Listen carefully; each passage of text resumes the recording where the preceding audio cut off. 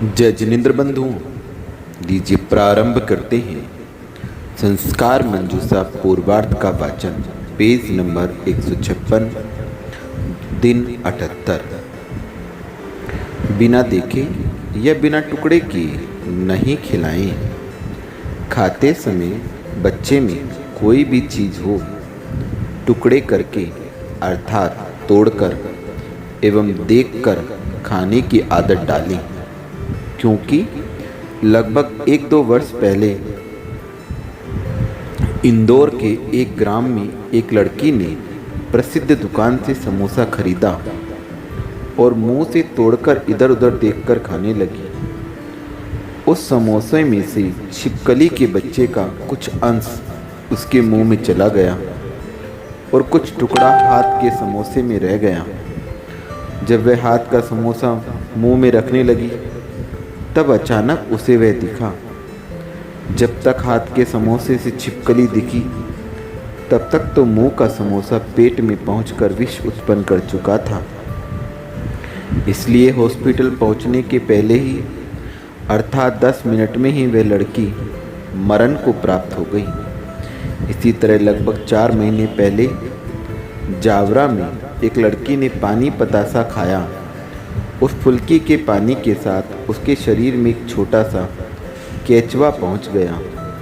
2-3 दिन के बाद लड़की को शरीर में ऐसा लगा कि कोई काट रहा है। उसके पापा ने जावरा के डॉक्टरों को दिखाया। उन्हें भी कुछ समझ में नहीं आया तो इंदौर के डॉक्टरों को दिखाया। उन्होंने भी जब कुछ समझ में नहीं आया तो बॉम्बे ले जाकर जांच कराई, लेकिन किसी को कुछ समझ नहीं आ रहा था और लड़की को काटने की वेदना पल पल में बढ़ती जा रही थी। तब एक डॉक्टर ने उसके हाथ को थोड़ा काटकर चीरा लगा के देखा तो सैकड़ों की संख्या में केंचुए उसको काट रहे थे। उसके पापा ने विदेश से डॉक्टरों को बुलवाकर इलाज करवाना चाहा, लेकिन सभी डॉक्टरों की एक ही सलाह थी कि यह वेदना और ये केंचुए के शरीर में किसी भी हालत में समाप्त नहीं हो सकते हैं। इसकी वेदना को मरने पर ही समाप्त हो सकती है। आखिर डॉक्टर को मजबूर होकर मरने के इंजेक्शन लगाने पड़े और वह मरण को प्राप्त हुई। तब उसकी वेदना समाप्त हुई। इसी प्रकार सैकड़ों घटनाएं हमेशा घटती रहती हैं, लेकिन विवेकवान के जीवन में ऐसी घटना कभी नहीं घट सकती है। अतः विवेकशील बने और बच्चे को विवेकवान बनाएं। काजू, किशमिश, दाल, रोटी, सब्जी आदि कोई भी चीज़ को आप स्वयं देखकर बनावें, खावें और बच्चे में भी देख शोध कर खाने की आदत डालें, क्योंकि बिना देखे भोजन करने से भोजन में गिरे हुए जीव जंतु, लकड़ी, तिनके आदि भोजन के साथ पेट में चले जाते हैं। कहा भी है, मेधाम पिपीलिका हंति यूका कुर्या जलोदरम कुरुते मक्षिका वांति कुष्ठरोगम च कौलिका विलग्न सत्तु गले बाला स्वरभंगाय जायते। अर्थात भोजन के साथ यदि चींटी चली जाए तो बुद्धि का नाश होता है, जूं चली जाए तो जलोदर होता है, मक्खी जावे तो वमन होता है, मकड़ी जावे तो कोढ़ होता है, कांटा, लकड़ी का टुकड़ा आदि चला जाए तो गले में व्यथा होती है, बिच्छू चला जाए तो तालू का वैद और बाल चला जाए तो स्वरभंग होता है।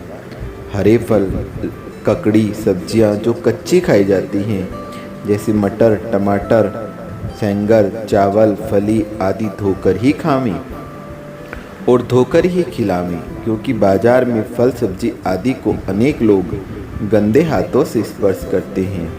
मक्खी, मच्छर तथा कई प्रकार के विषैले जीव जंतु उन पर बैठते रहते हैं। वायुमंडल में स्थिर विषाणु भी उन पर चिपके रहते हैं। उड़ती हुई धूल, मिट्टी आदि भी उन पर चिपक जाती है। उन्हें बिना धोए खाने से वे सभी शरीर में पहुंचकर अनेक प्रकार के रोग जैसे पथरी, लीवर की बीमारी, संक्रामक बीमारियां के कारण बन जाते हैं। आजकल फल सब्जियों में कीटनाशक दवाइयाँ तथा अनेक प्रकार के खाद डाले जाते हैं, उनके अंश इन पर चिपके रहते हैं। अतः आप डॉक्टर, वैज्ञानिक एवं प्रशासन का कहना है कि सब्जियों को उबालकर खाएं। उबाल नहीं सकते हैं तो कम से कम 2-3 बार धोकर अवश्य खाएं, अन्यथा कैंसर जैसी बीमारी भी संभव है। मेरे विचार से पानी छना भी और उबला भी हो तो भी उसको आंखों से अच्छी तरह से देखे बिना नहीं पीवें, क्योंकि शुद्ध पेय है तो उसमें जीव जंतु, कचरा आदि आकर गिर सकता है और बिना देखे पीने पर वे सब पानी के साथ पेट में पहुंच जाते हैं। जैन साधु कभी कोई वस्तु बिना देखे नहीं खाते और अपने नियमों के अनुसार वस्तु को देखते समय यदि बाल, नाखून या कोई मरा हुआ जीव जंतु दिख जाता है तो वे तत्काल उस दिन के लिए भोजन का त्याग कर देते हैं। इसलिए अधिकांशतः जैन लोग हर चीज़ को बहुत बार देख कर देते हैं, फिर भी अनेक बार पानी में भी बाल, चींटी, मकड़ी आदि आ जाती है, तो फिर जो बिना देखे खाते पीते हैं उनके भोजन के साथ क्या वे चीज़ें पेट में नहीं पहुंची हैं, अर्थात जाती हैं। आज के लिए इतना ही वचन।